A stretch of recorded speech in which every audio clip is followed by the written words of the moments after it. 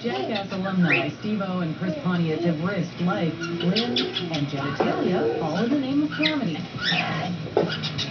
While clowning around on an Argentinian farm on a 2006 episode of their spin-off show Wild Boys, the guys landed in the